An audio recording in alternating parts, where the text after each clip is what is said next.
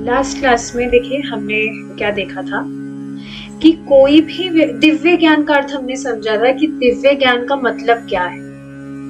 What is transcendental knowledge? जो ज्ञान हम ले रहे हैं और वह हमें भगवान कृष्ण को आत्मसमर्पण करने के लिए प्रेरणा दे, which inspires us to worship Krishna, वह है दिव्य ज्ञान। और भगवत गीता का तात्पर्य भी यही है। कंक्लूजन क्या है? कोई भी व्यक्ति भगवत गीता पढ़ रहा है तो कैसे समझा जाए कि वह सच में भगवत गीता को समझा है? वह भगवान कृष्ण का भक्त होगा, भगवान कृष्ण की भक्ति करेगा। क्योंकि भगवत गीता समझने का मतलब ही ये है कि वह समझे कि भगवान कृष्ण परमेश्वर है और उनकी सेवा करके ही मैं निहाल हो जाऊं, इसके अतिरिक्त कुछ भी नहीं। जब अर्जुन कुरुक्षेत्र के युद्ध से उत्पन्न आसान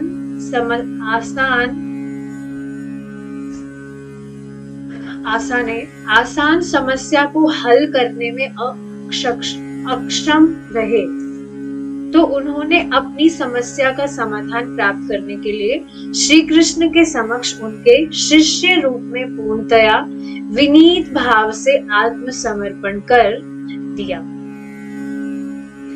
प्रारंभ में पूर्ण पुरुषोत्तम भगवान ने अर्जुन से उसी तरह बातें की जिस तरह एक मित्र दूसरे से करता है। इसको आगे बढ़ने से पहले बहुत इंपॉर्टेंट चीज है ये आत्मसमर्पण। देखिए, कोई भी व्यक्ति कुछ भी कार्य कर रहा है, आप खुद इस चीज से रिलेट कर पाएंगे कि अब जो भी काम आपको करना होता है भक्ति से रिलेटेड ही होता है ज्यादातर वो, तो अगर आप उसको कृष्ण पर डाल दें, दैट कृष्णा प्लीज आप ही कर सकते हैं, मैं तो आप पर ही निर्भर हूँ, I am dependent on you, तो आप देखेंगे वो काम बड़ी आसानी से हो जाता है। मैंने कितनी बार ये चीज देखी है। कुछ भी काम आप कर रहे हैं, आपको टेंशन लेने की जरूरत ही नहीं है, अब भगवान पर छोड़ दीजिए, क्योंकि भगवान स्वयं यही चाहते हैं that we pray from him। जैसे एक माता जी को कल मैं बता रही थी कि आपका स्वास्थ्य ठीक नहीं है, तो ठीक है आप जो भी कोर्स कर रहे हैं, ट्रीटमेंट ले रहे हैं, तो सिर्फ वो अकेला आपकी सहायता नहीं करेगा आपके स्वास्थ्य को ठीक करने में। ये जरूरी है दैट आप भगवान से प्रे करें, यू प्रे फ्रॉम कृष्णा। देखिए, जब हम इस तरह से हमारी डिपेंडेंसी भगवान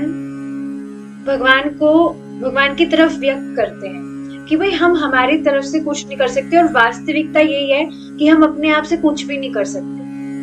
ये जो बोलने की क्षमता है या जो भी हम नॉर्मल से कार्य कर पाते हैं हमारे डेली रूटीन में, whatever we are doing, भगवान हमें स्ट्रेंथ दे रहे हैं तभी हम कर पा रहे हैं। जैसे अगर अभी निर्जला एकादशी हुई थी, तो अगर आप में से किसी ने निर्जल फास्टिंग किया हो, मैं 100 करने को नहीं बोलूंगी, लेकिन आप देखेंगे निर्जल फास्टिंग करने के लिए बहुत सोचते हैं कि हम करेंगे, लेकिन टेंशन नहीं हो जाती, अरे पानी भी नहीं पीना होगा, कैसे कर पाएंगे।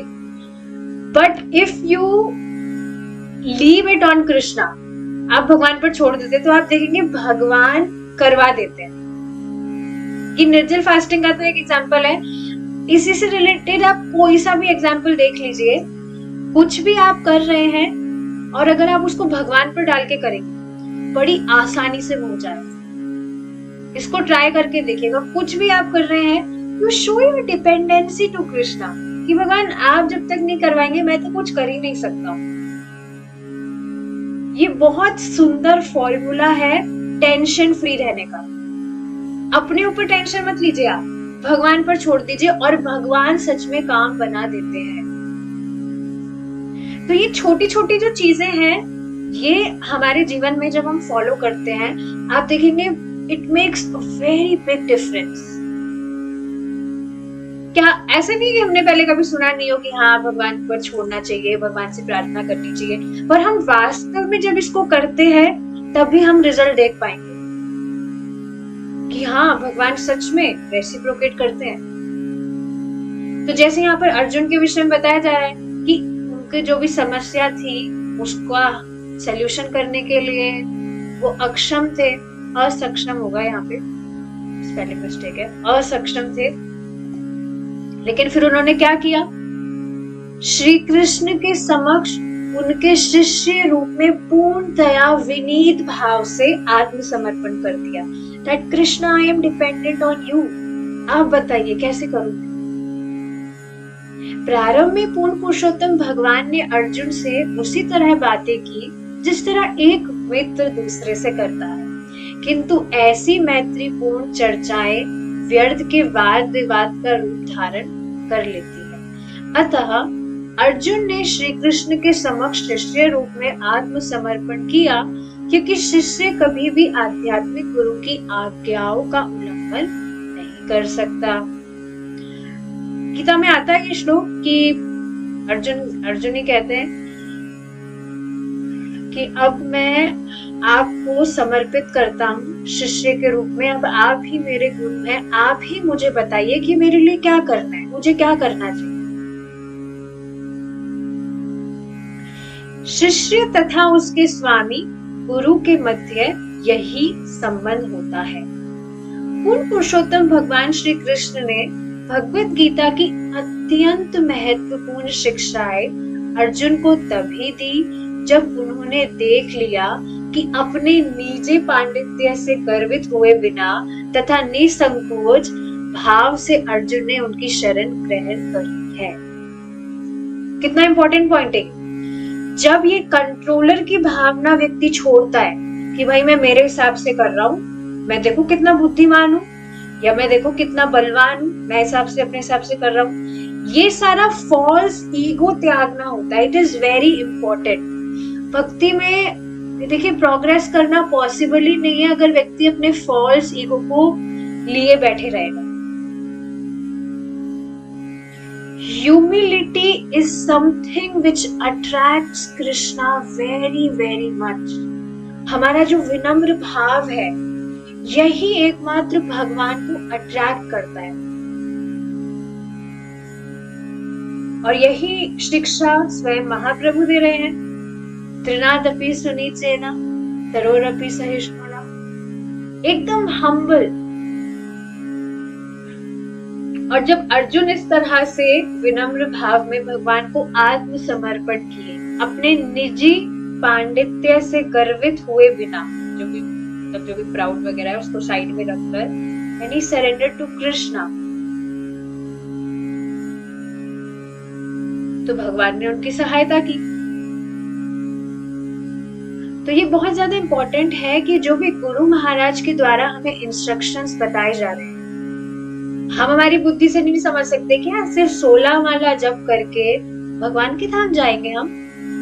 We can understand this from our material intelligence, पर गुरु महाराज हमें जो कह रहे हैं उसको हम फॉलो करेंगे। देखिए बहुत सुंदर बात आज ही की क्लास में प्रभु जी ने बताई थी भागवतम वाली, कि कृष्ण भावनामृत व्यक्ति फॉलो कर रहा है। मतलब ये जो शास्त्र की बात है, हम सुनते हैं परंपरा में सुनना चाहिए, प्रामाणिक ज्ञान लेना चाहिए।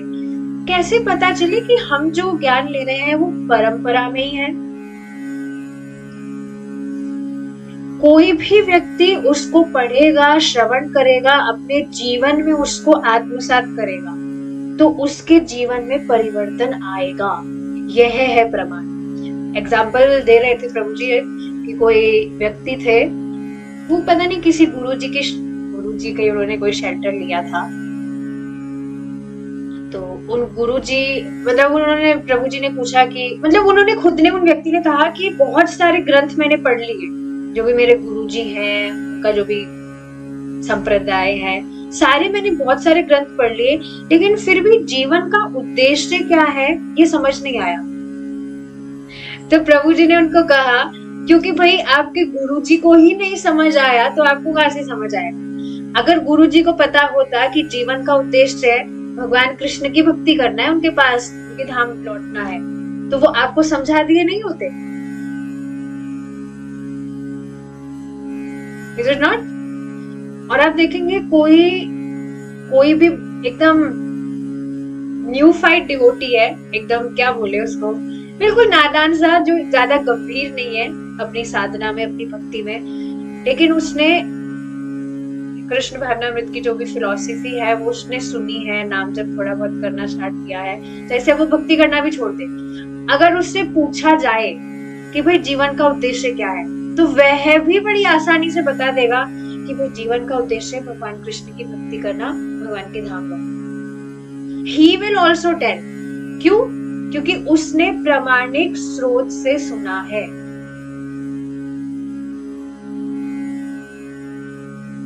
आत्मसमर्पण के पूर्व अर्जुन ने जैसा किया, हम साधारणतया उसी तरह अपनी समस्याओं को अपनी ही युक्तियों से, अपने संसारी अनुभव के आधार पर हल करने का प्रयास करते हैं कि नहीं? अभी भी देखिए, please try to understand this thing, बहुत इंपॉर्टेंट चीज है ये। जब भी आपको एंजाइटी हो, टेंशन वगैरह हो जाए, मैं हमेशा इसी तरह से करती हूँ, कभी भी कुछ बात की टेंशन हो जाती है, तुरंत I try to become conscious कि मेरी टेंशन का कारण क्या है। तुरंत इस तरह से आप सोचिए, और जब आप इस पर विचार करेंगे तुरंत आपको हल मिल जाएगा। हल एक ही है कि आप भगवान पर सब कुछ छोड़े और भगवान की भक्ति करें। जैसे अगर टू बी वेरी स्पेसिफिक, अगर इसको एक एग्जांपल से समझा जाए, तो समझिए आपके जीवन में कोई ऐसी घटना हुई जो अनएक्सपेक्टेड थी, आपने कभी सोचा भी नहीं था कि अरे ऐसा भी मेरे साथ हो जाएगा क्या। आप तुरंत कॉन्शियस बनिए कि भाई इस संसार में जो भी हो रहा है, एंड स्पेशली कोई व्यक्ति अगर भगवान की भक्ति कर रहा है, तो हम सुनते ही हैं कि भक्त के जीवन में भगवान की प्लानिंग से ही सारी चीजें होती हैं। अभी हमको कुछ लग सकता है कि ये तो मैं तो भक्ति कर रहा हूँ, मेरे साथ तो ये अच्छा नहीं हो रहा है, वो अभी हमको लग सकता है, लेकिन जैसे जैसे टाइम बीतेगा बाद में समझ आएगा कि वो मेरे साथ हुआ क्यों था। काफी भक्त मुझे बताते हैं कि पहले हम ऐसी समस्या में इसमें फंसे थे, बहुत हम परेशान थे, लेकिन बाद में समझ आया कि वो जो भी समस्या आई वो ठीक ही थी, उससे I became more strong in my भक्ति। और ऐसे आप देखेंगे, आप स्थिरता से अपनी साधना कर रहे हैं, अच्छे से नाम जप कर रहे हैं, श्रवण कर रहे हैं, तो ये बहुत सारी जो भी छोटी मोटी प्रॉब्लम्स आएगी भी ना, यू विल बिकम इनडिफरेंट, आपको फर्क ही नहीं पड़ेगा। You will become habitual of letting go the things. तो ये बहुत सुंदर बात है, लेकिन अगर हम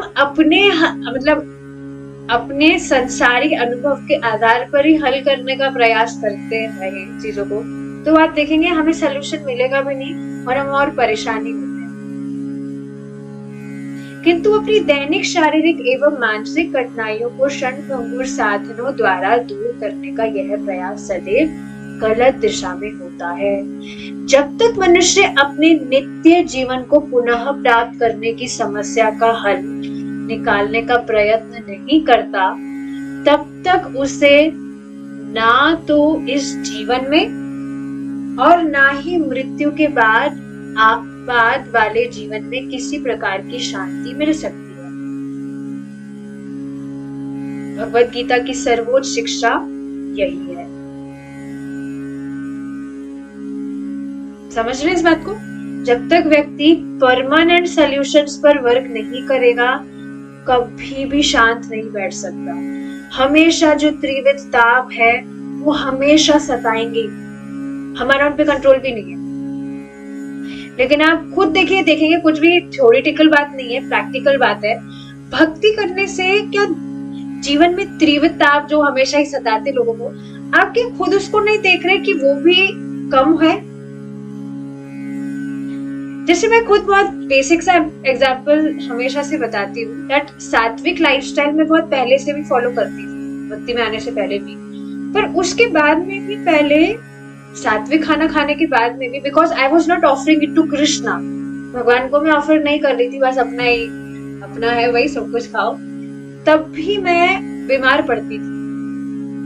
काफी सारी चीजें थी, मतलब बहुत डिस्टर्बेंस रहता ही था। But now we do it for Krishna.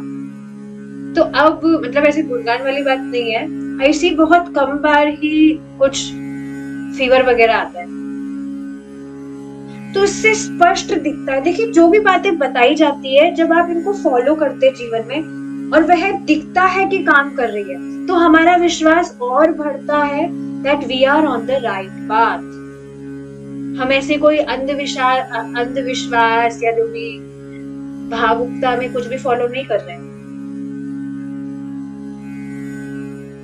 तो जब तक व्यक्ति परमानेंट सोल्यूशन पे वर्क नहीं करेगा और बेसिकली जो मेन चीज है अपने आत्म साक्षात्कार के लिए कुछ नहीं करेगा, तो वह शांत नहीं बैठ सकता। हर क्षण प्लानिंग कर, यही प्लानिंग की जा रही है कि व्यक्ति को कैसे डिस्टर्ब किया जाए। और आप देखेंगे ये डिस्टर्बेंसेस या तो आप के कोई रिलेटिव्स या घर वाले हैं, वो उनके रूप में आएंगे, बीमारी के रूप में आएंगे, कोई मतलब ये डिस्टर्बेंसेस आते हैं, क्योंकि हमें यहाँ शांत बैठा ही नहीं रहने दिया जाए। I am reading this line again ताकि आपको फिर से ये मतलब अच्छे से स्पष्ट से समझ आए। जब तक मनुष्य अपने नित्य जीवन को पुनः प्राप्त करने की समस्या का हल निकालने का प्रयत्न नहीं करता कि कैसे मैं अपने स्वरूप स्थिति में स्थित हूं। नित्य जीवन मतलब कि जो वास्तविक हमारा जीवन है, ये भौतिक जीवन हमारा वास्तविक जीवन नहीं है, क्योंकि अगर यह वास्तविक होता तो ये हमें हमेशा के लिए होता कि नहीं। जैसे आप यकीन नहीं करेंगे, अभी कुछ दिन पहले की बात है, एक माता जी कुछ बोल रही थी, किसी दूसरी माता जी के लिए बोल रही थी वो कि है ना, वो तो मतलब उनका अच्छा है, उनकी फैमिली में सब है, भाभी है, ये है, वो है, सब है, उनके घर वाले, तो उनका घर बहुत अच्छा है। तो पहली बात मैं इस पर विचार कर रही थी कि पहली बात तो किसी का भी यहाँ पर कोई भाई बहन बड़े बड़े को कह रही थी वो है नहीं, क्योंकि अगर वो होते तो हमेशा के लिए होते ही नहीं। अगर सच में हमारा यहाँ कुछ है तो वो हमारे साथ हमेशा के लिए होना चाहिए कि नहीं, आप बताइए। लेकिन अगर वह वस्तु या कोई भी व्यक्ति हमारे साथ हमेशा के लिए नहीं है, तो फिर वो हमारा है, इज इट नॉट? और दूसरा मतलब मैं क्या विचार कर रही थी कि वो सोच रही है वो माता जी कि उनके इतना वो घर में ये है, वो है, ये फैमिली है, वो फैमिली है, तो वो बहुत खुश हो। पर क्या ऐसा सच में है? देखिए यही चीज तो है, व्यक्ति दूसरे व्यक्ति को सोच रहा है कि उसके पास में ये वस्तु है तो वो तो बहुत खुश होगा, मेरे पास में भी होता ना तो बहुत अच्छा रहता। पर क्या वास्तविकता ये है? हमारी जो लाइक वेरी फर्स्ट बुक जो है कृष्ण की ओर, उसमें स्टार्टिंग में ही ये बात समझाई गई थी कि कोई अगर व्यक्ति गोरा है, नहीं कोई व्यक्ति सोच रहा है कि मैं तो बहुत काला हूँ, मैं गोरा होता तो कितना अच्छा रहता, तो वह गोरा क्यों होना चाहता है? क्योंकि वो सोच रहा है अगर मैं गोरा हो जाऊंगा तो मैं बहुत खुश हो जाऊंगा, मैं बहुत सुंदर लगूंगा, I'll be happy। पर कोई व्यक्ति जो ऑलरेडी गोरा है, क्या वह सुखी है सिर्फ क्योंकि उसका कॉम्प्लेक्शन फेयर है? क्या कोई व्यक्ति सोच रहा है मैं तो मीठा खा के बहुत खुश हो जाऊंगा, तो जो हलवाई है वो तो उसके पास तो कितना मिठाई का भंडार है, तो क्या वह सुखी है? तो हर कोई व्यक्ति सोच रहा है मैं ये वस्तु प्राप्त कर लूंगा तो मैं सुखी हो जाऊंगा, वो वस्तु प्राप्त कर लूंगा तो सुखी हो जाऊंगा। पर अगर थोड़ा सा व्यक्ति कॉन्शियस बने और सोचे कि जिस वस्तु के लिए मैं प्रयास कर रहा हूँ वह वस्तु तो उस व्यक्ति के पास ऑलरेडी है, पर क्या वह सुखी है? तो आंसर अपने आप मिल जाएगा। पर ये एक प्रॉब्लम है कि लोग इतना विचार करते नहीं है, टाइम ही नहीं उनके पास में इतनी बुद्धि लगाए, इतना सोचे कुछ। इस वजह से शास्त्र सुनना चाहिए। ठीक है, भगवत गीता की सर्वोच्च शिक्षा यही है।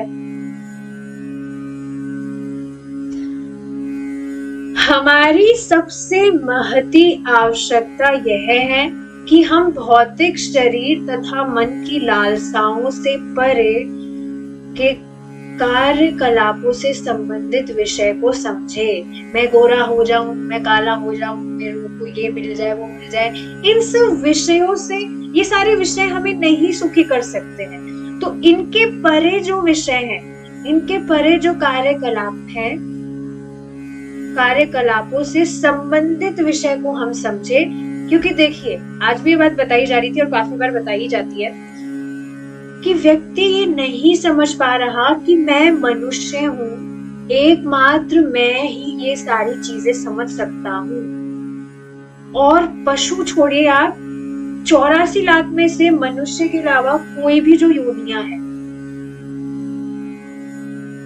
कोई से भी योनि को आप पकड़ लीजिए, क्या वह ये ज्ञान समझ सकते हैं? मतलब देवता आदि की बात नहीं की जा रही है, but they are also very busy in whatever उनके जो भी कंफर्ट्स हैं। बट यस, मनुष्य के अलावा कोई भी व्यक्ति ये ज्ञान नहीं समझ सकता।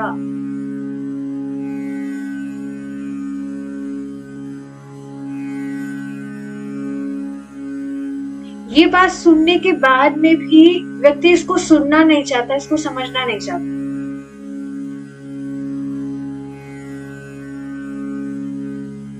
कुछ पॉइंट्स है जो मैं रखना चाहती हूँ आज की क्लास में, जो मैंने सुने थे। जैसे प्रभु जी कह रहे थे कि व्यक्ति को विचार करना चाहिए कि मैं जी क्यों रहा हूं। ऐसा नहीं कहा जाना मर जाइए, but why are you living. बहुत सारे जो लोग हैं वो बहुत घंटों तक काम करते हैं, जॉब करते हैं, तो वो कहते हैं कि हम अच्छे से खाएं पिए मजे करें इस वजह से। तो क्या तुम सच में अच्छे से खा भी रहे हो? आप देखेंगे लोग इतने ज्यादा अपनी लाइफ को इस तरह से उन्होंने कर लिया कि शांति से बैठ के खा भी नहीं रहा है व्यक्ति। खाना खाते समय में भी उन्हें डिस्ट्रैक्शन चाहिए, कभी मोबाइल देखेंगे, कभी टीवी देख रहे हैं, शांति से बैठ के खा भी तो नहीं पा रहे हो भाई। तुम खाने के लिए काम कर रहे हो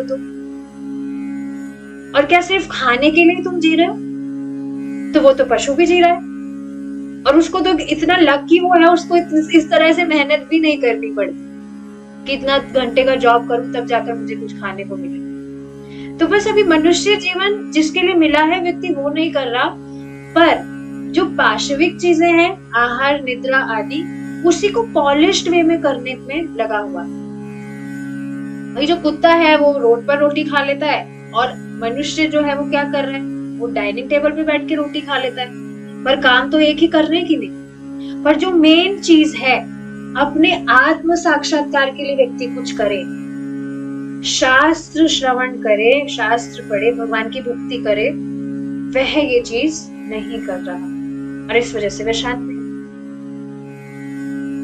जब तक हम कार्यकलापों के इस दिव्य स्तर को प्राप्त नहीं कर लेते, तब तक हमें वास्तविक शांति प्राप्त नहीं हो सकती।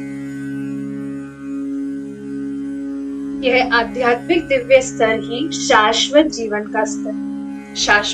का स्तर है, जिसके बिना भौतिक शरीर तथा मन का कोई अस्तित्व नहीं हो सकता। यद्यपि संप्रति हमारे पास ऐसे शाश्वत जीवन के विषय में कोई सूचना नहीं है, तथापि हम अपने भौतिक ज्ञान के विषय में अत्यधिक गर्वित हैं। देखिए कितनी अमेजिंग बात कही जा रही है। हमें इस विधि के विषय में मालूम ही नहीं है, मतलब अभी हमको तो मालूम चल रहा है शास्त्र पढ़ के, पर लोगों को ये चीज मालूम ही नहीं है कि वे हमेशा के लिए ये जो भी रोग सताते हैं या जो भी दुविधाएं यहाँ पर है, उनसे हम हमेशा के लिए मुक्त हो सकते हैं। तो ऐसे शाश्वत जीवन के विषय में कोई सूचना ही नहीं है लोगों को, इस वजह से वो अपने भौतिक ज्ञान के विषय में अत्यधिक गर्वित रहे कि जो भी मैं भौतिक कर रहा हूँ, ठीक है करिए वो, लेकिन बिल्कुल ही स्पिरिचुअलिटी को एब्सेंट कर देना इज नॉट गुड थिंग।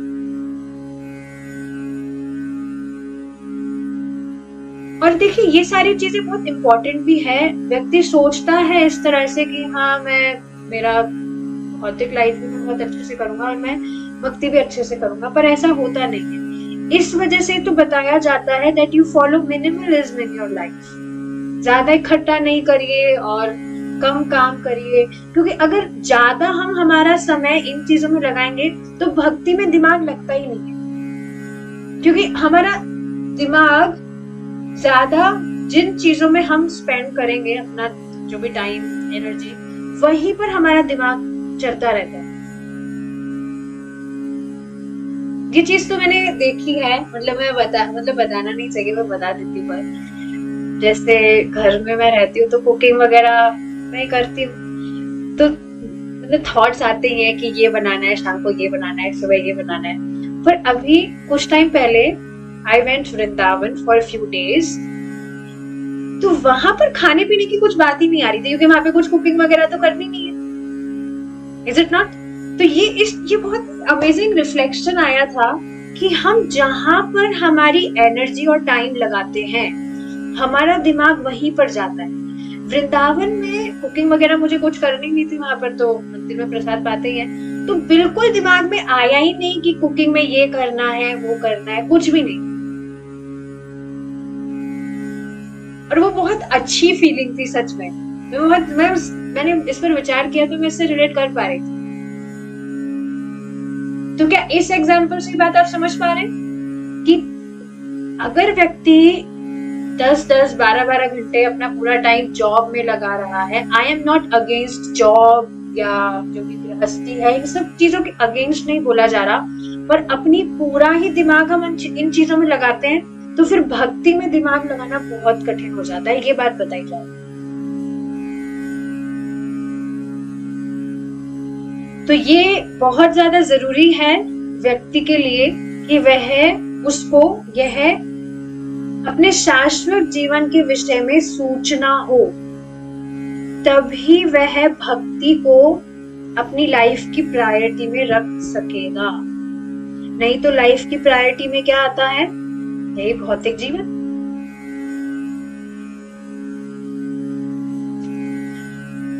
हम न्यून अधिक उन बाह्य भौतिक उपाधियों को अंगीकार किए हुए हैं जिन्होंने संप्रति शाश्वत जीवात्मा को आच्छादित किया हुआ है।